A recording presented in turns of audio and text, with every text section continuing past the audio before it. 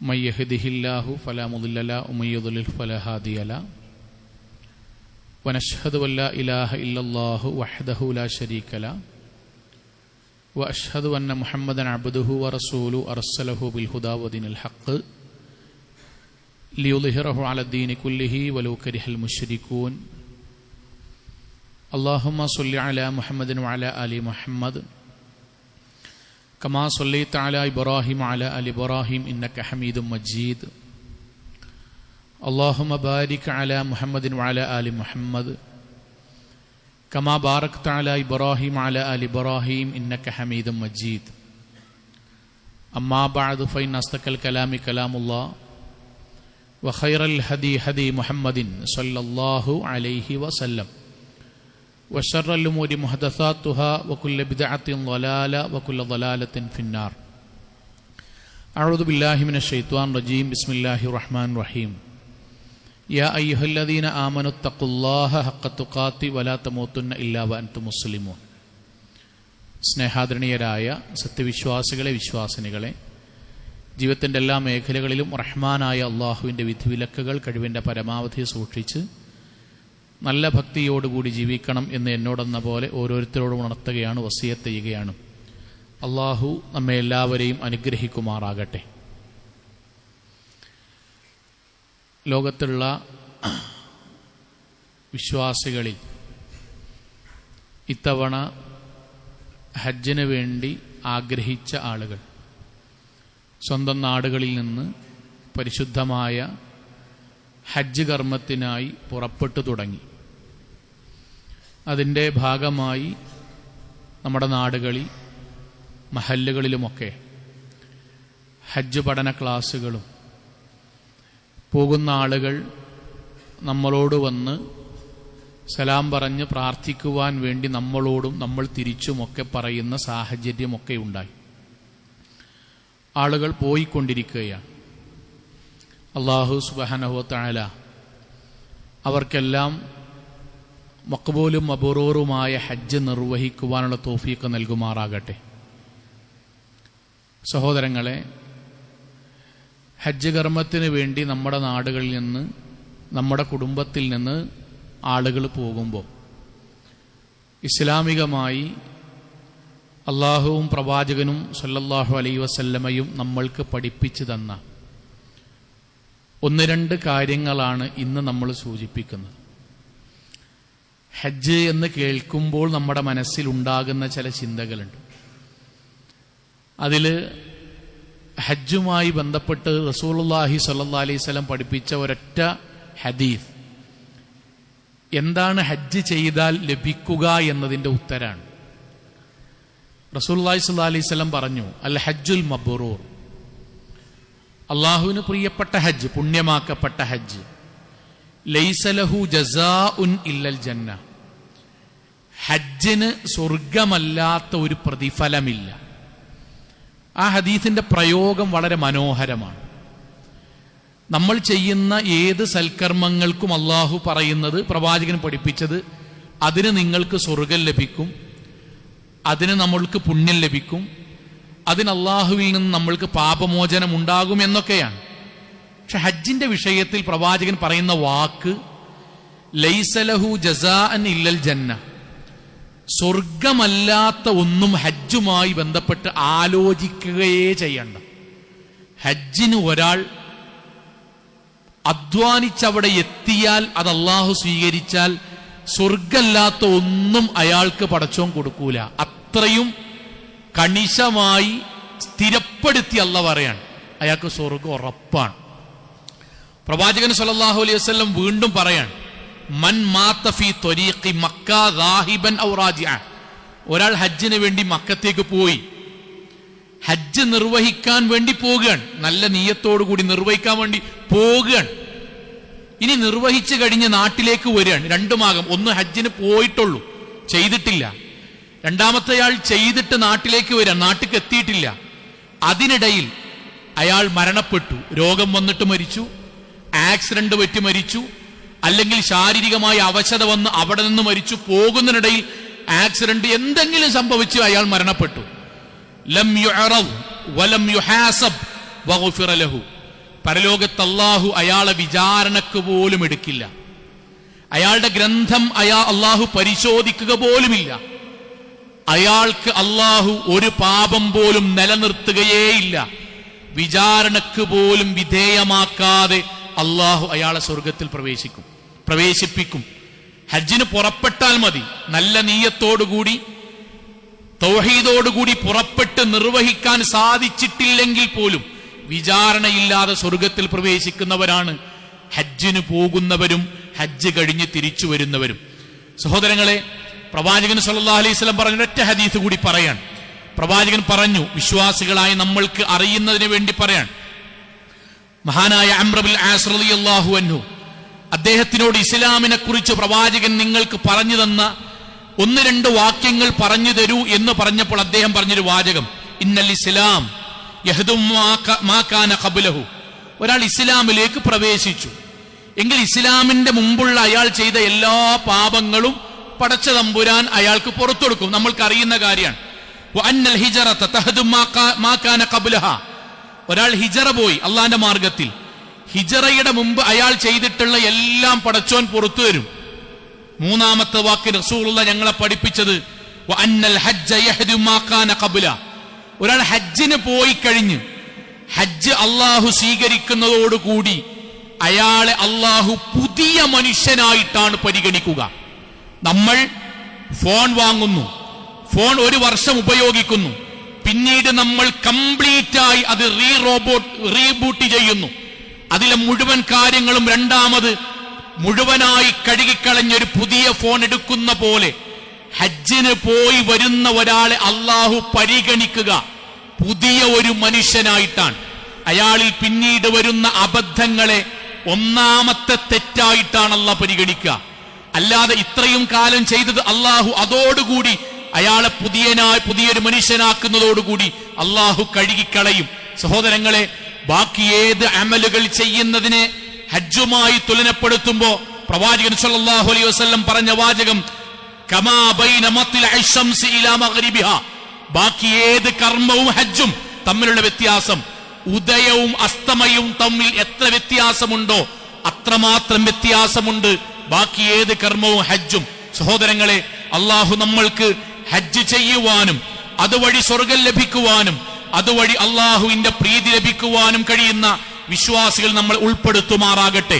സഹോദരങ്ങളെ, പറഞ്ഞത് ഹജ്ജിന് ഇത്രമാത്രം പുണ്യമുണ്ട്. ഡസൻ കണക്കിന് 100ഓളം വരുന്ന ഹദീസുകളിൽ വരുന്ന അള്ളാഹുവിന്റെ പ്രവാചകൻ പറഞ്ഞ വാക്കുകളിൽ 1-2 മാത്രമാണ് നമ്മൾ ഖുത്ബയിൽ പറഞ്ഞത്. ഇവിടെ പ്രധാനമായൊരു കാര്യമാണ് ഇനി ബാക്കി പറയാനുള്ളത്. ഇത്രയും പ്രധാനമാണ് ഇസ്ലാമിലെ ഹജ്ജ്, ഇത്രയും പുണ്യമാണ്. സഹോദരങ്ങളെ, എങ്കിൽ ആ ഹജ്ജുമായി ബന്ധപ്പെടുത്തി നമ്മൾ അറിയേണ്ട ഖുർആനിന്റെ ഒരു ആയത്തുണ്ട്. അതിപ്രകാരമാണ്, വലില്ലാഹി അലന്നാസി ഹിജ്ജുൽ ബൈത്തി മനിസ്തതാഅ ഇലൈഹി സബീല. ഇവിടം മുതലാണ് നമ്മുടെ വിഷയം ആരംഭിക്കുന്നത്. ഖുർആനിന്റെ വാക്കാണ് വലില്ലാഹി അലന്നാസി ഹിജ്ജുൽ ബൈത്ത് മനിസ്തതാഅ ഇലൈഹി സബീല. ആർക്കെങ്കിലും, എനിക്കോ നിങ്ങൾക്കോ നമ്മൾക്കാർക്കെങ്കിലും അള്ളാഹു വെച്ച മാനദണ്ഡപ്രകാരം ഹജ്ജിന് പോകാനുള്ള അവസരം എത്തിയാൽ, അള്ളാഹു വെച്ച മാനദണ്ഡപ്രകാരം എനിക്കോ നിങ്ങൾക്കോ ഹജ്ജിന് പോകേണ്ട അവസ്ഥ എത്തിയാൽ അയാൾ കഅബാലയത്തിങ്കൽ പോയി തീർത്ഥാടനം നടത്തൽ അള്ളാഹുവിനോടുള്ള ബാധ്യതയാകുന്നു. ഖുർആനിന്റെ ആയത്താട്ട പറയുന്നത്, എനിക്ക് ഹജ്ജ് ചെയ്യുവാൻ അള്ളാഹു വെച്ച മാനദണ്ഡപ്രകാരം ആയിട്ടുണ്ടെങ്കിൽ അതോടുകൂടി അള്ളാഹുവിന്റെ പക്കൽ ഞാൻ ചെയ്യേണ്ട ഒരു ബാധ്യതയായി ഖുർആൻ നമ്മൾക്ക് ഹജ്ജ് പരിചയപ്പെടുത്തി തരികയാണ്. ഖുർആൻ എന്തുകൊണ്ടാണിത് പറയുന്നത്? നമ്മൾക്ക് എല്ലാവർക്കും അറിയേണ്ട ഒരു കാര്യമുണ്ട്. ഹജ്ജ് എന്ന് പറയുന്നത് എന്താണ്? ഇസ്ലാം കാര്യം 5 എണ്ണമാണല്ലോ. ആ 5 കാര്യങ്ങളും ഇസ്ലാം വെച്ച മാനദണ്ഡപ്രകാരം അവസരമെത്തിയാൽ അത് ചെയ്യുമ്പോഴാണ് ഒരാൾ പൂർണ്ണമായ മുസ്ലിം ആവുക. മനസ്സിലാകുന്നതിന് വേണ്ടി ഒന്നുകൂടി പറയാം. ഇസ്ലാമികമായ ഒരാൾക്ക് പ്രായപൂർത്തിയായി, അയാൾക്ക് ശുദ്ധിയുണ്ട് എങ്കിൽ അയാൾ നമസ്കരിക്കുമ്പോഴേ അയാൾ പൂർണ്ണ മുസ്ലിം ആകുള്ളൂ. ഒരാൾക്ക് ഇസ്ലാമികമായ അഖലുണ്ട്, ബുദ്ധിയുണ്ട്, ഇസ്ലാമികമായ പ്രായപൂർത്തിയായി, അയാൾക്ക് ആരോഗ്യമുണ്ട് എങ്കിൽ അയാൾ റമദാനിൽ നോമ്പ് നോൽക്കുമ്പോഴേ അയാൾ പൂർണ്ണമായ മുസ്ലിം ആകുള്ളൂ. സഹോദരങ്ങളെ, ഇസ്ലാം വെച്ച മാനദണ്ഡ പ്രകാരം ഹജ്ജ് ചെയ്യേണ്ട മാനദണ്ഡം എന്നിലെത്തിയിട്ടുണ്ട്, നമ്മളിൽ എത്തിയിട്ടുണ്ട്. അത് ഞാൻ നിർവഹിക്കുമ്പോഴേ ഞാൻ ഇസ്ലാമികമായി പൂർണ്ണ മുസ്ലിമാവുകയുള്ളൂ. അതാണ് ഹജ്ജ്. ഇതാണ് ഹജ്ജ്. ഇത് നമ്മൾക്ക് ബോധ്യമുണ്ടാകണം. ഇസ്ലാമിലെ പഞ്ചസ്തംഭങ്ങളിൽ അഞ്ചാമത്തേത് ഹജ്ജാണ് എന്ന് പറഞ്ഞാൽ എനിക്ക് ഇസ്ലാമികമായി മാനദണ്ഡമെത്തിയാൽ ഹജ്ജ് നിർവഹിക്കൽ പുണ്യമാണെന്നാണോ? അല്ല. ഹജ്ജ് നിർവഹിക്കൽ നിങ്ങൾക്ക് പ്രബലമായ സുന്നത്താണെന്നാണോ? അല്ല. ഹജ്ജ് നിർവഹിച്ചാൽ കൂടുതൽ കൂലിട്ടുന്നാണോ? അതുമല്ല. പിന്നെയോ മാനദണ്ഡമെത്തിയാൽ അന്നു മുതൽ ഹജ്ജ് നിർവഹിക്കൽ വാജിബും ഫർളുമാണ്, നിർബന്ധമാണ്. നിസ്കാരം പ്രായപൂർത്തിയായ ഒരാൾക്ക് നിർബന്ധമായ പോലെ, നോമ്പ് ഇസ്ലാമികമായി നിയമങ്ങൾ ഇസ്ലാമിന്റെ മാനദണ്ഡങ്ങൾ അനുസരിച്ച് ഒരാൾക്കെത്തിയാൽ അയാൾ നോമ്പ് നിർവഹിക്കൽ അയാൾക്ക് നിർബന്ധമായ പോലെ, സക്കാത്ത് ഇസ്ലാമിക മാനദണ്ഡ പ്രകാരം ഒരാൾക്ക് നിർബന്ധമായ പോലെ, എനിക്ക് ഇസ്ലാമിക മാനദണ്ഡങ്ങൾ ശരിയായാൽ എത്തിയാൽ ഹജ്ജ് നിർവഹിച്ചേക്കാം എന്നല്ല, നിർവഹിച്ചാൽ കൂലുണ്ട് എന്നല്ല, മറിച്ച് നിർവഹിക്കൽ എന്റെ മേൽ ഫർളാണ്, വാജിബാണ്. അതുകൊണ്ടാണ് ഖുർആന്റെ വാക്ക് വഅത്തിമ്മുൽ ഹജ്ജ വൽ ഉംറത ലില്ലാഹ്. വിശ്വാസികളെ സ്വയം പരിശോധിക്കണം, ഞാൻ എന്നോട് പരിശോധിക്കണം. അള്ളാഹുവിന്റെ പക്കൽ ഹജ്ജ് നിർവഹിക്കാനുള്ള പൂർത്തീകരണം ഞാൻ പൂർത്തിയാക്കണം. അയക്കണോ? എനിക്ക് എന്റെ അള്ള പറഞ്ഞ മാനദണ്ഡം എത്തിക്കണോ? എങ്കിൽ ഞാൻ പൂർത്തിയാക്കണം. എന്തുകൊണ്ടാ ഖുർആൻ പൂർത്തിയാക്കണം എന്ന് പറഞ്ഞത്? അള്ളാഹുവിനോടുള്ള ബാധ്യതയായിട്ട് കിടക്കുകയാണ് അവിടെ എനിക്കുണ്ടെങ്കിൽ. അപ്പൊ സ്വാഭാവികമായിട്ട് നമ്മുടെ മനസ്സിലൊരു ചോദ്യമുണ്ട്, എന്താണ് ഹജ്ജ് എനിക്ക് ബാധ്യതയാകുന്നത് എപ്പോഴാണ്? പ്രധാനമായും 3 സമയം 3 കാര്യങ്ങൾ ഒക്കുമ്പോഴാണ്. വിശാലമായിട്ടല്ല പറഞ്ഞത്, ഖുത്ബയുടെ പരിമിതിയിൽ നിന്നുകൊണ്ട് പറയാൻ. 3 കാര്യങ്ങൾ എന്നിൽ വന്നാൽ എനിക്ക് ഹജ്ജ് നിർബന്ധമായി. ആ 3 കാര്യങ്ങൾ എനിക്ക് വന്നിട്ടില്ലെങ്കിൽ ഹജ്ജ് നിർബന്ധമല്ല. പക്ഷെ 3 കാര്യങ്ങൾ എന്നിൽ വന്നാൽ ഹജ്ജ് നിർബന്ധമായി. ഞാൻ അവിടെ മുതൽ നീയത്ത് തുടങ്ങണം, ഞാൻ അവിടെ മുതൽ എന്റെ സമ്പത്ത് ശേഖരിച്ചു തുടങ്ങണം, ഞാൻ അവിടെ മുതൽ ഹജ്ജിന് വേണ്ടി തയ്യാറായി തുടങ്ങണം. എന്റെ മനസ്സിൽ ബോധ്യമുണ്ടാകണം, അള്ളാഹുവുമായിട്ട് എനിക്കൊരു കരാർ, ഒരു കടം ബാക്കി കിടക്കുന്നുണ്ട്. അത് പൂർത്തിയാക്കി മരിച്ചിട്ടില്ലെങ്കിൽ എനിക്ക് ഫർള് വീടാതെ മരിച്ചവന്റെ കുറ്റമുണ്ടാകും എന്ന ബോധ്യം ഉണ്ടാകണം. 3 കാര്യം. 1 അശ്റൂത്തുൽ അവൽ, ഒന്നാമത്തെ ഷർത്ത് ഇസ്തിതാഅത്തുൽ ബദനിയ, ശാരീരികമായ കഴിവുണ്ടാകണം. വിശദീകരിക്കണില്ല, നമുക്കറിയണ കാര്യമാണ്. 2 ഇസ്തിതാഅത്തുൽ മാലിയ, സാമ്പത്തികമായ കഴിവുണ്ടാകണം. അതാണ് വിശദീകരിക്കേണ്ടത്, അത് പറയാം. 3ാമത്തത് ഇസ്തിതാഅത്തുൽ ഉംനിയ, ശാരീരികമായ കഴിവ്, സാമ്പത്തികമായ കഴിവ്, നാട്ടിൽ നിർഭയത്വം, ഇവിടെ നിന്ന് പോകാൻ രാജ്യത്തിന്റെ പരിസ്ഥിതി, ഭരണകൂടം, യാത്ര പോകാനുള്ള സുഖം, നിർഭയത്വം, തിരിച്ചു വരാനുള്ള നല്ല അന്തരീക്ഷം അതുകൂടി ഉണ്ടാകണം. ഈ 3 കാര്യങ്ങൾ നമ്മളിൽ വന്നാൽ, വ്യക്തിപരമാലേക്കട്ടോ, നമ്മളിൽ വന്നാൽ നമ്മൾക്ക് ഹജ്ജ് ചെയ്യാമെന്നല്ല, ഹജ്ജ് നിർബന്ധമായി. എന്നിട്ട് ഖുർആന്റെ വാക്ക് വമൻ കഫറ, ഹജ്ജ് നിങ്ങൾ നിർബന്ധമായാൽ ചെയ്യണമെന്ന് പറഞ്ഞ അള്ളാന്റെ വാക്കാണ്. വമൻ കഫറ, ഒരാൾ ഇതൊക്കെ കേട്ടിട്ട് അയാൾക്കത് മനസ്സിലേ വരുന്നില്ല. വമൻ കഫറ, ഒരാൾ ധിക്കാരിയായിട്ടാണ് ജീവിക്കാൻ ശ്രമിച്ചതെങ്കിൽ അറിയുക ഫഇന്നല്ലാഹു ഗനിയ്യുൻ അനിൽ ആലമീൻ, പടച്ചോനെ നമ്മൾ ഹജ്ജിന് പോയിട്ട് വേണ്ടട്ടോ, പടച്ചോൻ അങ്ങോട്ട് പോയിട്ട് അവിടുന്ന് കിട്ടുന്ന പൈസ കൊണ്ട് വേണ്ട പടച്ചോൻ ജീവിക്കാൻ. നമ്മളെ ആശ്രയിച്ച് ജീവിക്കുന്നവരല്ല പടച്ചോൻ, അവനവന് വേണ്ടിയാണ് ഹജ്ജ് ചെയ്യേണ്ടത്. ഇത് ഞാൻ പറയാനൊരു കാരണമുണ്ട്. എന്റെയും നമ്മളുടെയും മനസ്സിൽ ശൈത്വാൻ ഉണ്ടാക്കി തന്നൊരു ചിന്ത വർഷങ്ങളോളമായി തുടരുന്നുണ്ട്. അതെന്താന്ന് വെച്ചാൽ, ഞാൻ ഹജ്ജിന് ബാധ്യസ്ഥനാകുന്നത് എപ്പോഴാന്ന് വെച്ചാൽ, എന്റെ ദുനിയാവിലെ എല്ലാ കാര്യങ്ങളും കഴിഞ്ഞിട്ട് ഹജ്ജിന് പോകാനുള്ള പൈസ എന്റെ പക്കൽ ബാക്കിയായാൽ ഞാൻ ഹജ്ജിന് പോകണം. അതുവരെ ഞാൻ ഹജ്ജിന് പോകേണ്ടാത്തവനാണ്. എന്റെ മനസ്സെന്താ അറിയോ? ഞാൻ ഹജ്ജിനെ പറ്റി ചിന്തിക്കേ ചെയ്യണ്ട. കാരണം എന്റെ ദുനിയാവിന്റെ എല്ലാ കാര്യവും കഴിഞ്ഞിട്ട് ബാക്കി പൈസ ഉണ്ടെങ്കിൽ പോയാ മതി. സഹോദരങ്ങളെ, എന്താണ് 2ാമത്തെ ഇസ്ലാമികമായ ഷർത്ത്? സാമ്പത്തികമായ കഴിവല്ലേ? എന്താ സാമ്പത്തികമായ കഴിവ് എന്നാണ് ഒറ്റ വാചകത്തുമ്പ പറഞ്ഞുകണ്. എന്താ കഴിവറിയോ? സാമ്പത്തികമായ കഴിവ് ഹാജത്തിഹി അൽ അസ്ലിയ, അടിസ്ഥാന കാര്യത്തിനുള്ള കഴിവ് എന്ന് പറഞ്ഞാൽ, എനിക്ക് സാമ്പത്തികമായി അടിസ്ഥാനകാരമായ കാര്യം ഞാൻ എന്റെ കുടുംബത്തിനും എനിക്കും ചെയ്തു കഴിഞ്ഞിട്ട് എനിക്ക് ഒരു ഹജ്ജിന് പോകാനുള്ള പൈസ പറമ്പായിട്ടോ ലോക്കറിലായിട്ടോ ആഭരണമായിട്ടോ എന്റെ സമ്പത്തായിട്ടോ എനിക്കുണ്ട് എങ്കിൽ ഞാൻ ഹജ്ജ് ചെയ്യാൻ അന്ന് മുതൽ നിർബന്ധിതനാണ്. ഇതാണ് ദീൻ. ഇതാണ് ദീൻ. ഞാൻ വളരെ ലളിതമായിട്ട് എന്തിനാണ് പറഞ്ഞത്? നമ്മുടെ മനസ്സിൽ ഇത് പോയി. നമ്മുടെ മനസ്സിൽ നിന്ന് നാട്ടിലെ ആളുകൾ, ഏത് നാട്ടിലെന്ന് പറയാ, ഈ നാട്ടിൽ പലരും പറയുന്നു, ഇൻഷാ അല്ലാഹ് മറ്റൊരു ഖുത്ബ പറയാ, ഹജ്ജിന് പോണ പൈസ ഉണ്ടെങ്കിൽ 4 ആൾക്ക് വീടച്ചൂടേൻ, നിരീശ്വരവാദം തലയിൽ കയറി പിന്നെ പറയാ. ആ ആൾക്കാർ പറഞ്ഞുണ്ടാക്കി എന്താ അറിയോ? മഹമ്മൂദേ, ഫാത്തിമ, ആയിഷ, അന്റെ ദുനിയാവത്തെ എല്ലാ കാര്യങ്ങളും നീ വിചാരിക്കുന്നത് പോലെ ചെയ്ത് കഴിഞ്ഞിട്ട് ബാക്കി പൈസ വരികയാണെങ്കിൽ ഹജ്ജിനെ പറ്റി ആലോചിച്ചാ മതി. അപ്പൊ നമ്മളോട് ആളുകൾ ചോദിക്കാൻ, എന്താണ് ഇബ്രാഹിം ഖാൻ ഹജ്ജിന് പോകാത്തത്? ഇബ്രാഹിം ഖാന്റെ മറുപടി, മുഹമ്മദ് ഖാന്റെ മറുപടി, അബ്ദുറഹ്മാൻ ഫാത്തിമാത്താന്റെ മറുപടി, മക്കളൊക്കെ കെട്ടിക്കാണ്ടല്ലോ, അതൊക്കെ കഴിഞ്ഞിട്ട് പോകട്ടെ. ശരി, നിങ്ങൾക്ക് അത്യാവശ്യം സ്ഥലവും പറമ്പും ഇതൊക്കെ ഉണ്ടല്ലോ, പൈസ ഉണ്ടല്ലോ, അതിനിടയ്ക്ക് ഹജ്ജിന് പോയാൽ കല്യാണമൊന്നും കഴിയാതെ എങ്ങനെ ഹജ്ജിന് പോകുക? മക്കളൊരു പഠനത്തിൽ എവിടെ നിന്ന് എത്താതെ എന്തിനാ ഹജ്ജ്? എങ്ങനെയാ ഹജ്ജിന് പോകുക? പേരക്കുട്ടിയാക്കും കൂടി വീടുണ്ടാക്കാതെ എങ്ങനെ ഹജ്ജിന് പോകുക? സഹോദരങ്ങളെ, നിങ്ങൾ ആലോചിച്ച് നോക്കൂ. അടിസ്ഥാനപരമായി എന്റെ കുട്ടിയുടെ കല്യാണം അടിസ്ഥാനപരമായ കാര്യമാണ്, ഒരു സംശയമല്ല. പക്ഷെ ആ അടിസ്ഥാനത്തിൽ കല്യാണത്തിന്റെ എത്ര റുപ്യ പെടുക? ഒരു 100 ആളുകളെ വെച്ച് ഒരു നേരത്തെ ഭക്ഷണം കൊടുക്കലാണ് അടിസ്ഥാനം. അതല്ലേ അടിസ്ഥാനം? അതല്ലേ കൂട്ടേണ്ടത്? അതല്ലേ ഇസ്ലാമികമായി കൂട്ടേണ്ടത്? ഞാൻ 1000 ആളെ വിളിക്കാം, കുഴപ്പമില്ല, ഇസ്ലാമിൽ ഹലാലായ രൂപത്തിൽ ചെയ്താൽ മതി. പക്ഷെ അതെന്റെ അടിസ്ഥാന ചെലവാണോ? അല്ല. അടിസ്ഥാന ചെലവ് ഇസ്ലാമികമായി നിക്കാഹ, നിങ്ങൾ നിക്കാഹ് പരസ്യപ്പെടുത്തണം, ആളുകൾ അറിയിക്കണം, എന്നിട്ട് മിതമായി ഒരു നേരത്തെ ഭക്ഷണം കൊടുക്കുക. അതാണ് വലീമ, അതാണ് അടിസ്ഥാനം. മറിച്ച് ഞാൻ എന്ത് ചെയ്യാറ് സുങ്ങളെ? എന്റെ 1ാമത്തെ കുട്ടിന്റെ കല്യാണം 5 ലക്ഷം 6 ലക്ഷം, 2ാമത്തെ കുട്ടിന്റെ കല്യാണം 8 ലക്ഷം, 3ാമത്തെ കുട്ടിന്റെ കല്യാണം 9 ലക്ഷം, എന്നിട്ട് ഞാൻ 10-20 ലക്ഷത്തിന് കല്യാണം 3 നാൾ നടത്തുക. എന്നിട്ട് ഹജ്ജിന് പോകണ്ടേ എന്ന് ചോദിക്കുമ്പോൾ നമ്മൾ പറയാൻ, കുട്ടിയാളെ കല്യാണം കഴിഞ്ഞപ്പോ 10-20 ലക്ഷം കഴിഞ്ഞു, ഒരു 5 ലക്ഷം കടം കൂടിയായി, എങ്ങനെ ഹജ്ജിന് പോകാൻ? ഇതെങ്ങനെ കുട്ടരെ പരലോകത്ത് നമ്മൾ തെളിയിക്കുക? ഇതെങ്ങനെ തെളിയിക്കുക? കഴിയില്ല. കാരണം അള്ളാഹു ചോദിക്കും, നമ്മളോട് ചോദിക്കും, ഹജ്ജ് സ്ഥിരപ്പെടൽ, അടിസ്ഥാന പണം കഴിഞ്ഞിട്ട് ഹജ്ജിനുള്ള പണം ഉണ്ടായാൽ നമുക്ക് നിർബന്ധമായി.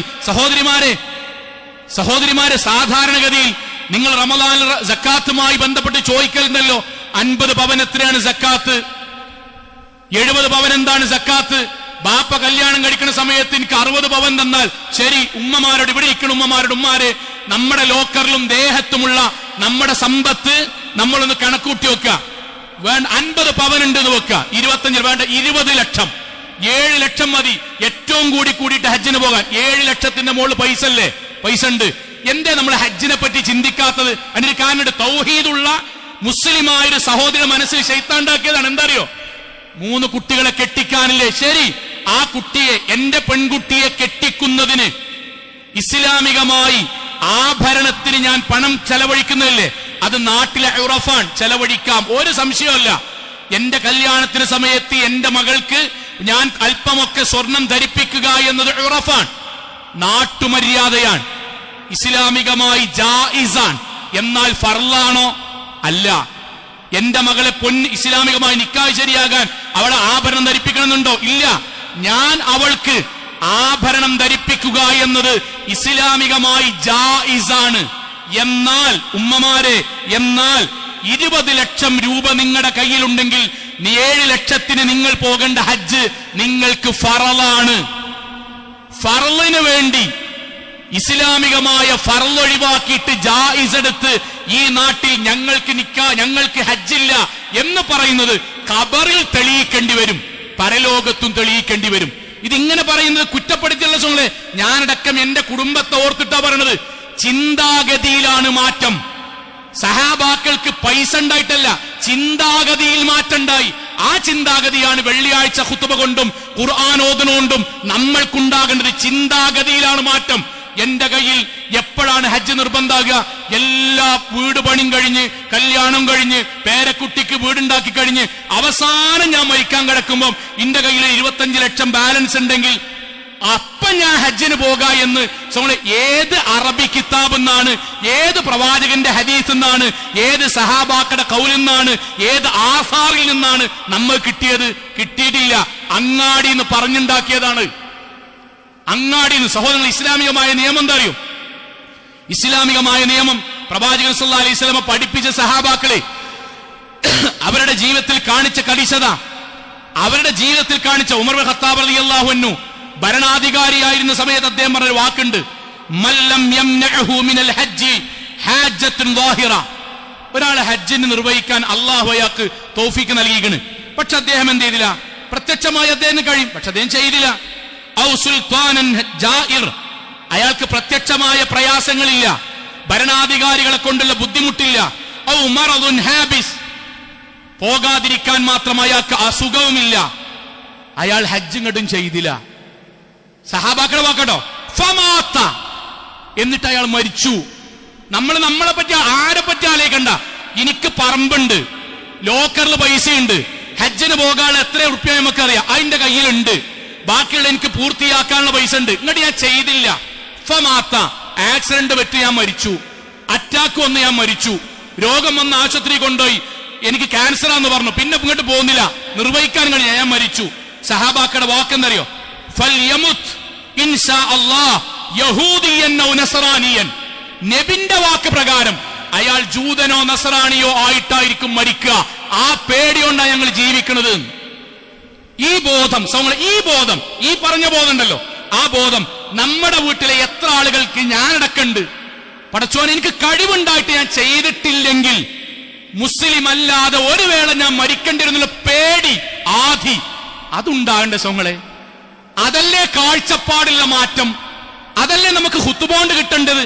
അങ്ങാടിയത്തെ ആൾക്കാരെല്ലാം കഴിഞ്ഞിട്ട് മതിയടാ സോങ്ങൾ. അതിനെന്താ സോങ്ങൾ നമ്മൾ മുഅ്മിനാകണത്?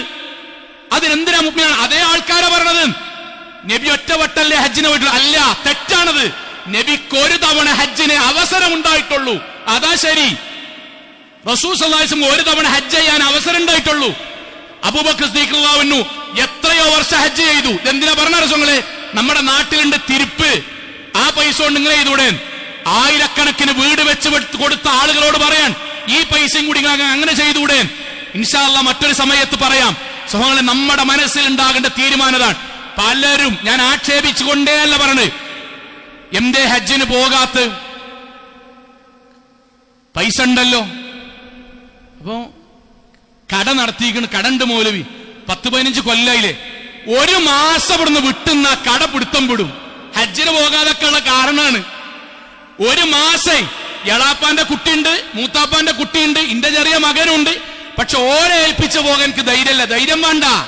ധൈര്യം വേണ്ട. സ്ലാബ് താഴത്തേക്ക് വീണിട്ടോ ഓണാക്കിന്റെ ഷോക്കടിച്ചിട്ടോ അവിടുന്ന് മരിക്കുമ്പോ അള്ള ചോദിക്കും, പോകാൻ കഴിഞ്ഞിട്ടില്ലേ? ഇല്ല. എളാപ്പാന്റെയും മൂത്താപ്പാന്റെയും കുട്ടിനോട് കബർക്കെടുത്തേക്കാൻ വേണ്ടി പറഞ്ഞോളാന്ന് പറയും. സമ്പത്തിനെ പേടിച്ചിട്ട് പോകാതെക്കുക, സമ്പത്തിനെ പേടിച്ചിട്ട് പോകാതെക്കുക. സഹോദരിമാരെ, സഹോദരങ്ങളെ, നമ്മളോടാണ് ആലോചിക്കണ്ടേ, നമ്മളിതിൽ പെടുവോ? മറ്റൊരു തെറ്റിദ്ധാരണയുണ്ട്. ആ തെറ്റിദ്ധാരണ എന്താ അറിയോ? പൊതുവെ ഉണ്ടായതാണ്, കടണ്ട് മൗലവി. അതുകൊണ്ട് ഞാൻ ലളിതമായിട്ട് വെക്കാൻ, കടവും ഹജ്ജും തമ്മിൽ എന്താ ബന്ധം? ഈ ഇരിക്കുന്നവരുടെ കൂട്ടത്തിൽ 1 രൂപ മുതൽ ലക്ഷക്കണക്കിന് റുപ്യ കടല്ലാത്ത ഒരാൾ എത്ര ആളുണ്ടാവും? ഈ അങ്ങാടിയിൽ കടല്ലാത്ത ഒരാൾ. നാട്ടിലത്തെ മുഴുവൻ കച്ചവടക്കാരും കടല്ലേ, ഉദ്യോഗസ്ഥന്മാർ കടല്ലേ, കുട്ടിയാൾക്ക് കടല്ലേ, സഹോദരിമാർക്കല്ല, കടല്ലാത്ത ഒരാൾ ഈ അങ്ങാടിയിൽ എത്ര ശതമാനം ഉണ്ടാകുക? അപ്പൊ ഇവർക്കാർക്കും സക്കാത്തില്ല, ഇവർക്കാർക്കും സ്വതക്കല്ല. ഇതൊക്കെ നാട്ടുകാർ പറഞ്ഞുണ്ടാക്കിയാണ്. കടവും സക്കാത്തും കടവും ഹജ്ജും തമ്മിൽ നേർക്ക് നേരെ ബന്ധമല്ല. പിന്നെന്താണ്? ഒരാൾക്ക് കടണ്ട്, അത് അത്യാവശ്യമായിട്ട് വാങ്ങിയതാണ്, അത് അയാൾ വീട്ടാൻ മെനക്കെടാതെ, അതിനുവേണ്ടി അയാൾ പൈസ സ്വരൂപിക്കാതെ, അതിന് കഷ്ടപ്പെടുന്ന ആൾക്ക് തിരിച്ചെടുക്കാതെ അയാൾ മിനിറ്റിന് ഹജ്ജിന് പോകുക എന്നുള്ളത് ശരിയല്ല. അത് തിരിച്ചു കൊടുക്കാതെ അവരെ കഷ്ടപ്പെടുത്തി അയാൾ ഹജ്ജിന് പോലും ശരിയല്ല. മറിച്ച് ഒരാൾക്ക് കാലതാമസമുണ്ട് കടം വീട്ടാൻ, അയാൾക്കത് വീട്ടാനുള്ള വകുപ്പ് ഇവിടെ പറമ്പായിട്ടുണ്ട്, അയാൾക്ക് വീട്ടാനുള്ള സമ്പത്ത് ഇവിടെ സമ്പത്തായിട്ടുണ്ട്, സ്വർണ്ണായിട്ടുണ്ട്, ഉണ്ട് എങ്കിൽ അയാൾക്കത് വീട്ടാനുള്ള സൗകര്യമുണ്ട്. ഇത് വീട്ടാൽ അത് വീട്ടാൻ കഴിയുമെങ്കിൽ അയാൾക്ക് ഹജ്ജിന് പോകാം. ഇസ്ലാമിൽ എവിടെയും തടഞ്ഞിട്ടില്ല. ഇതറിയാത്തത് കൊണ്ടാണ് നമ്മളെ സൗദിയിൽ നിൽക്കുന്ന, മക്കയുടെ പരിസരത്ത് നിൽക്കുന്ന സാധുക്കളായ പ്രവാസികൾ അവിടുന്ന് പോയാൽ മതി, ആകെ കുറച്ച് റിയാൽ കൊടുത്താൽ മതി, അവർക്ക് ഹജ്ജിനും ഉംറക്കും പോകൂല. എന്താ അറിയോ? വീട്ടിലത്തെ കടം വീടിയിട്ടില്ല, വീട് കയറ്റിന്റെ 25 കൊല്ലം ഹറമിന്റെ പരിസരത്ത് നിന്നിട്ട് ഒറ്റ തവണ പോലും ഹജ്ജിന് പോകാത്ത സാധുക്കളുണ്ട്. ഈ തെറ്റിദ്ധാരണ കൊണ്ടാണ്. പ്രവാസിയായ ഒരു മനുഷ്യൻ എന്നാ കടം വീടുക? നിങ്ങൾ പറയും, പ്രവാസിയായ ഒരു സാധു മനുഷ്യൻ എന്നാ കടം വീടുക? അയാൾക്ക് കടം വീടാതെ പോകാം. എങ്ങനെയെന്ന് അറിയാം, ഇതയാൾക്ക് വീടാൻ അയാൾക്ക് അവസരമുണ്ട്. അയാൾ വീട്ടിക്കൊണ്ടിരിക്കുന്നുണ്ട്. ചില നല്ലവരായ അറബി സഹോദരന്മാർ ഫ്രീ ആയിട്ട് കൊടുക്കും. ഫ്രീ ആയിട്ട് പോയിക്കോളൂ, നാട്ടിലുണ്ട്. ചില സമ്മാനങ്ങൾ ഖുർആനുമായി ബന്ധപ്പെട്ടിട്ട് ഹജ്ജോ ഉംറയോ സമ്മാനം ഫ്രീ ആയിട്ട് കിട്ടും. അപ്പോഴും ആൾക്കാർ പറഞ്ഞാണ് എനിക്ക് കടണ്ട്. സ്വങ്ങളെ കടം വീട്ടുക എന്നുള്ളൊരു ഭാഗത്ത് നടക്കണം. അത് ഹജ്ജിനെ തടയുന്ന ഒരു കാര്യമേ അല്ല. ഇതെല്ലാം ആവർത്തിക്കുന്നു. ശൈത്വാൻ നമ്മുടെ മനസ്സിൽ ഉണ്ടാക്കിയ ചിന്തയാണ്. അതുകൊണ്ടാണ് ഖുർആൻ പറഞ്ഞത് വിശ്വാസികളായ മനുഷ്യർ ആകരുത് എന്നുള്ളതുകൊണ്ടാണ് ഖുർആൻ അങ്ങനെ തന്നെ പറഞ്ഞത് ഹബ്ബുദ്ദുനിയാ വകറാഹിയത്തുൽ മൗത്ത്. ദുനിയാവിനുള്ള അദമ്യമായ സ്നേഹം. ആ സ്നേഹം ദുനിയാവിന്റെ കാര്യങ്ങൾ പൂർത്തിയാക്കണം. ദുനിയാവിന്റെ കാര്യം കുറവ് വരാൻ പാടില്ല, അത് മോശാകാൻ പാടില്ല. അങ്ങനെ വിചാരിക്കുന്നവന് മരണത്തിന് ശേഷമുള്ള ഹജ്ജിനെ പറ്റിയും മരണത്തിന് ശേഷമുള്ള സക്കാത്തിനെ പറ്റിയും മരണത്തിന് ശേഷമുള്ള ദീനിയായ കാര്യത്തെ പറ്റിയും പറയുക എന്നുള്ളത് കറാഹിയത്തിൻ വെറുപ്പാണ്. മൗലവിനോടും വെറുപ്പാണ്, ദീനിനോടും വെറുപ്പാണ്, എല്ലാത്തിനോടും വെറുപ്പാണ്. എന്തേ കാരണം?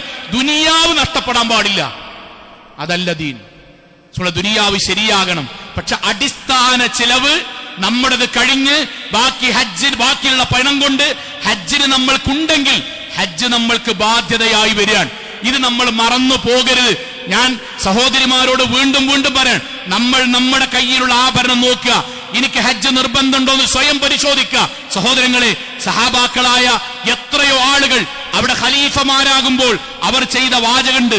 ഖലീഫമാരാകുമ്പോഴേ അവർ ദുനിയാവിനോട് ചെയ്തിട്ടുള്ള വാക്കുണ്ട്. എന്താണെന്നറിയോ? അവർ ഭരണാധികാരികളാവുമ്പോൾ ഗവർണർമാരെ പറഞ്ഞയക്കും. ഒരു നാട്ടിലേക്ക് ഗവർണർമാരെ പറഞ്ഞയക്കും. എന്നിട്ട്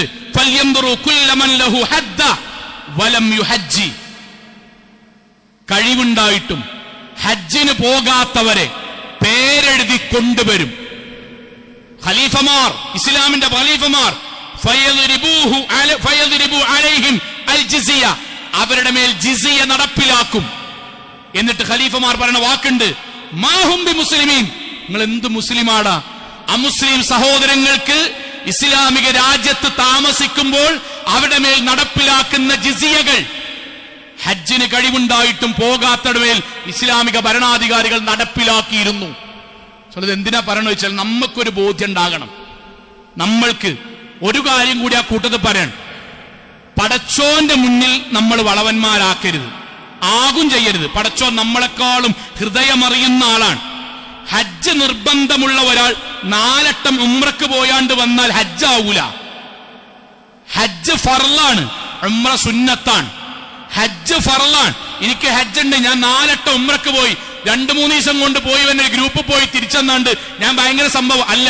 ഫർളായ കാര്യമാണ് ഞാൻ നിർവഹിക്കേണ്ടത്. ഉംറക്ക് പുണ്യുണ്ട്, പുണ്യല്ല എന്നല്ല. പക്ഷെ പ്രാധാന്യമുള്ളത് പടച്ചോന്റെ വക്കൽ എനിക്ക് വീട്ടേണ്ട കടമായിട്ടുള്ളത് ഹജ്ജാണ് എന്ന ബോധ്യം ഉണ്ടാവുക.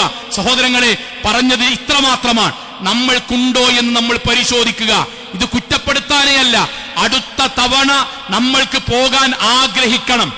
അതിനുവേണ്ടി നമ്മൾ സമ്പത്ത് ശേഖരിച്ചു വെക്കാൻ തുടങ്ങണം. പടച്ചോനോട് പ്രാർത്ഥിക്കണം, കൊതിക്കണം, ആത്മാർത്ഥമായി നാഥന്റെ തൗഫീക്കിന് വേണ്ടി ആഗ്രഹിക്കണം. അവിടെ പടച്ചവൻ നമ്മൾക്ക് വഴി കാണിച്ചു തരും. അല്ലാതെ പറമ്പുണ്ട്, വിൽക്കൂല, പൈസ ഉണ്ട്, ചെലവഴിക്കൂല, നമ്മൾക്ക് ബാക്കിയുള്ള ഷെയർ മാർക്കറ്റ് ഇടാൻ പൈസ ഉണ്ട്, പക്ഷെ ഹജ്ജിന് പോകൂല. അവനാന്റെ വീട്ടിൽ പണ്ടുണ്ട്, ഹജ്ജിന് പോകൂല. എല്ലാ കാര്യത്തിനും, കല്യാണത്തിനും സൽക്കാരത്തിനും ആർഭാടം നടത്താൻ പൈസ ഉണ്ട്. 27-ന്റെയും 18-ന്റെയും ലക്ഷക്കണക്കിന് വണ്ടി വാങ്ങാൻ പൈസ ഉണ്ട്. ഹജ്ജ് നിർബന്ധമായിട്ടില്ല എന്നത് അള്ളാഹുവിന്റെ മുന്നിൽ നമ്മൾക്ക് പറഞ്ഞു നിൽക്കാൻ കഴിയില്ല. ആഗ്രഹിക്കുക, കൊതിക്കുക, പ്രാർത്ഥിക്കുക. അള്ളാഹു അനുഗ്രഹിക്കുമാറാകട്ടെ.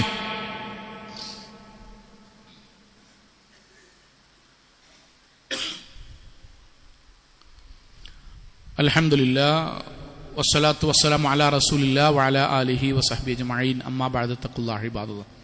ഒരിക്കൽ കൂടി അള്ളാഹുവിനെ സൂക്ഷിച്ചുകൊണ്ട് ജീവിക്കണം എന്ന് എന്നോടെന്ന പോലെ ഓരോരുത്തരോടും ഉണർത്തുകയാണ്. സഹോദരങ്ങളെ,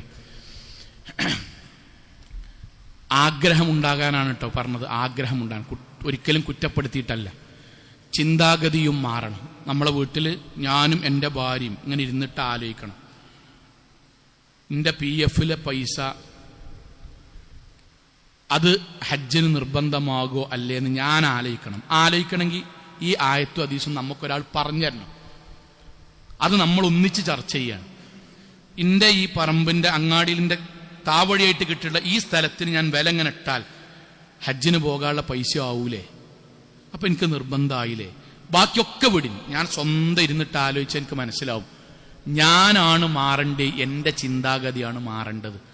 അല്ല, അതിന് കഴിയില്ല, ഒരു കുഴപ്പമില്ല. പക്ഷെ ഉണ്ടെങ്കിൽ നമ്മൾ അടുത്ത തവണ മുതൽ ഹജ്ജിന് പോകാനുള്ളവരുടെ കൂടെ നമ്മൾ ഉണ്ടാകാൻ നിയ്യത്ത് വെക്കണം. ഇസ്ലാമിലെ ഇതിൻ്റെ ഒരു പ്രാധാന്യം പറയാൻ വേണ്ടിയിട്ട് പറയാണ്. റസൂൽ സല്ലല്ലാഹു അലൈഹി വസല്ലം സഹാബാക്കളോട് ഇങ്ങനെ ഖുത്ബ പറയും ഖദ് ഫുരിള അലൈക്കുമുൽ ഹജ്ജ് ഫഹജ്ജു. ആർക്കെങ്കിലും ഇന്നു മുതൽ ഹജ്ജ് നിർബന്ധമായിട്ടുണ്ടെങ്കിൽ ഹജ്ജ് പെട്ടെന്ന് ചെയ്യണട്ടോ. റസൂലുള്ളാഹിന്റെ വാക്ക് എന്താ അറിയോ? മൻ അറാദൽ ഹജ്ജ ഫൽയുഅജ്ജിൽ. ആർക്കെങ്കിലും ഹജ്ജിന് സമയക്കണി പെട്ടെന്ന് ചെയ്യണം. നമ്മൾ എന്തായി പെട്ടെന്ന് ചെയ്യണം എന്ന് പറഞ്ഞാൽ പ്രായാകട്ടെ ഉണ്ടാവൂല. രാവിലെ നടത്തം കഴിഞ്ഞിങ്ങനെ വന്നിട്ടാണ് വീട്ടിൽ സിറ്റ് ഔട്ടിൽ ഇരിക്കുമ്പോൾ പത്രം വായിച്ചുകൊണ്ടിരിക്കുമ്പോൾ താഴത്തേക്ക് വീണ് 45 വയസ്സായിട്ടുള്ളൂ. ഇക്കാക്കാന്റെ ബൈക്കിന്റെ ബാക്കിൽ ഇങ്ങനെ പോവുകയാണ്. മുന്നിലെ വണ്ടി ഒരു കുട്ടി മുന്നിൽ കൂടെ ക്രോസ് ചെയ്തപ്പോൾ കാക്ക സഡൻ ബ്രേക്ക് ഇട്ടതാണ്. ഭാര്യ ആ സമയത്ത് പിടിച്ചിട്ടില്ലായിരുന്നു, ബാക്കിക്കാണ് മറിഞ്ഞു. പിന്നിൽ നിന്ന് വന്ന KSRTCയുടെ ചക്രത്തിന്റെ അടിയിക്കാണ് പോയി. സമയം ഉണ്ടാവില്ല. ഫർള് ഇവിടെ കിടക്കുണ്ടാവും. യുവാക്കളെ, ഈ ബിസിനസ് അത്യാവശ്യം അള്ളാഹുവിന്റെ അനുഗ്രഹം കൊണ്ട് ഉയർന്നു, ഹജ്ജിനൊക്കായി വയസ്സാകുമ്പോൾ ആകട്ടെ അടുത്തേക്ക് പോകാ എന്ന ആലോചിക്കേണ്ട ഇടയ്ക്ക് എന്തെങ്കിലും ഒരു വേദന വന്ന് ആശുപത്രിയിൽ തിരിച്ചു വന്നില്ലെങ്കിൽ ബാക്കി കടയിട്ട് ഇവിടുന്ന് പോകേണ്ടി വരും. നല്ല പങ്കാലത്ത് ചെയ്യുക. ആയിട്ടുണ്ടെങ്കിൽ നമ്മൾ നീയത്ത് വെച്ച് അതിനു വേണ്ടി എന്ത് ചെയ്താലും വേണ്ടില്ല, പടച്ചോന്റെ മുന്നിൽ നമ്മൾ നിൽക്കാൻ കഴിയണം. ഒരൊറ്റ ഹദീസ് കൂടി പറയട്ടെ നമ്മളെ, നമുക്കിത് ബോധ്യാകാനാണ്. റസൂൽ സല്ലല്ലാഹു അലൈഹി വസല്ലം അടുക്കലേക്ക് ഒരു മകൻ വന്നു. നബിനോട് ചോദിക്കാണ്, ഈ ഹദീസ് മനസ്സിലുണ്ടായത് മനസ്സിലാവും, എന്താണ് ഈ പറഞ്ഞത്? ഇന്ന അബീ മാത്ത, എന്റെ അപ്പ മരിച്ചു നബിയെ. വലം യഹുജ്ജ, ബാപ്പാക്ക് ഹജ്ജ് ചെയ്യണമെന്ന് പൂതിണ്ട്, പക്ഷെ അവസാന സമയത്താണ് ആയത്. ബാപ്പാക്ക് ഹജ്ജിന് അവസാന സമയത്തായത്. പക്ഷെ പിന്നെ ബാപ്പാക്ക് ശരീരം കൊണ്ട് കഴിഞ്ഞില്ല. ആ കഴിയായിക മരണത്തിക്ക് എത്തി. ബാപ്പാക്ക് ഹജ്ജ് ചെയ്യേണ്ടിയിരുന്നു, പക്ഷെ ശരീരം സമ്മതിച്ചില്ല, അതിലാണ് മരിച്ചു. റസൂലുള്ളാഹിനോട് ചോദിക്കണമെന്ന് വാക്കെന്നറിയോ? അഫാ അഹുജ്ജു അൻഹു, നബിയെ ഞാൻ ബാപ്പാക്ക് ഹജ്ജ് ചെയ്യണോ? നബിന്റെ മറുപടി എന്താ പറയുക? നബി ചെയ്യണമെന്നല്ല ചോദിക്കണേ. ഒറ്റ ഈ ചോദ്യമാണ് പ്രധാനം. നബിന്റെ ചോദ്യം, അറഅയ്ത ലൗ കാന അലാ അബീക ദൈനുൻ ഫഖളൈതഹു, എടാ എൻ്റെ അപ്പാക്ക് കടണ്ടെങ്കിൽ അത് ഈ വീട്ടണോ? നബി അത് വീട്ടണം. എങ്കിൽ അഖ്ലാഅൻ, ഹജ്ജും അള്ളാഹ്ക്കുള്ള കടാൻ, വീട്ടണടാ. ഹജ്ജ് അള്ളാഹ്ക്കുള്ള കടാൻ. മരിച്ചു പോണ നമ്മളാണ്. നമ്മളെ മക്കള് വീട്ടേണ്ട അവിടെ കട്ടെ. മരിച്ചു പോണ നമ്മുടെ അള്ളാഹ് ചോദിക്കൂലേ? നമ്മൾ ഇന്നോട് ചോദിക്കൂലേ, എടാ ഈ മാഷല്ലേ ഇന്നോ, എനിക്ക് എൻ്റെ കുടുംബകാര്യം കഴിഞ്ഞിട്ട് എടുത്ത 10-15 കൊല്ലൊക്കെ അധ്യാപനാകുമ്പോൾ കുറച്ചൊക്കെ പൈസ ഉണ്ടാവില്ലേ? ആ പൈസ കൊണ്ട് ഈ ഒരു 1000 രൂപ വീതം ഓരോ മാസം എടുത്ത് വെച്ചിട്ടുണ്ടെങ്കിൽ കുറച്ചൊക്കെ ഒന്ന് കഴിയില്ലേ എന്ന് ചോദിച്ചാൽ സോങ്ങളെ, നമുക്ക് അള്ളാഹിന് മുന്നിൽ മറുപടി പറയണ്ടേ? നമ്മുടെ സമ്പത്ത്, നമുക്കല്ല തന്ന വരുമാനം നമ്മൾ ആഗ്രഹിച്ചു കൊതിച്ചാൽ പടച്ചോൻ തരും, ഉറപ്പ കൂട്ടരെ. നമുക്കുണ്ടെങ്കിൽ ആഗ്രഹിച്ചു കൊതിച്ചാൽ അതിന് വീട്ടിൽ ആരാണ്ടാകുക, കടയിൽ ആരാണ്ടാകുക, ഞാൻ ഇവിടുന്ന് പോയ അവിടെ എന്താ, നമ്മളൊന്നും സംഭവിക്കൂല. നമ്മൾ വെറുതെ വിചാരിക്കാൻ, നമ്മൾ ആത്മാർത്ഥമായിട്ട് അധ്വാനിക്കുക. പടച്ചോൻ ഇങ്ങോട്ട് റസൂലുള്ളാഹിന്റെ വാക്ക്, നഅം, എടാ വാപ്പാന്റെ കടം വീട്ട്. ഹുജ്ജ് അൻക അബീക്, ബാപ്പാന്റെ കടം പടച്ചോനോടുള്ള കടാൻ, അത് പൂർത്തിയാക്കാതെ നീ പോലും ഇനി പോകരുത്. നമ്മളെ ബാപ്പാക്ക് കഴിവുണ്ടായി, പക്ഷെ ശാരീരികമായി കഴിവില്ലാത്തതുകൊണ്ട് പൂർത്തിയാക്കാത്ത ഹജ്ജ് മകനോട് പൂർത്തിയാക്കാൻ നബി പറയണത്, ബാപ്പാക്ക് അള്ളാഹിനോടുള്ള കടം വീട്ടാതെ നീ മരിച്ചു പോകരുത് എന്നാണ്. നമ്മുടെ മനസ്സിലുണ്ടാകുക, നീയത്ത് വെക്കുക. ഇതൊരു വെള്ളിയാഴ്ചയാണ്. അടുത്ത തവണ ഇൻഷാ അല്ലാഹ് ഒരു ഹജ്ജിന് പോകാൻ നമ്മൾക്ക് സാധിക്കണം എന്ന നീയത്തുണ്ടാവുക. നിങ്ങൾ വെറുതെ ആത്മാർത്ഥമായിട്ടൊന്ന് ഇങ്ങനെ മനസ്സിൽ കരുതി വെക്കൊണ്ട്, നമുക്കുണ്ടായി, നമുക്ക് ഫർളാണ്, നമുക്കറിയാം നമുക്ക് പോകണം എന്ന്.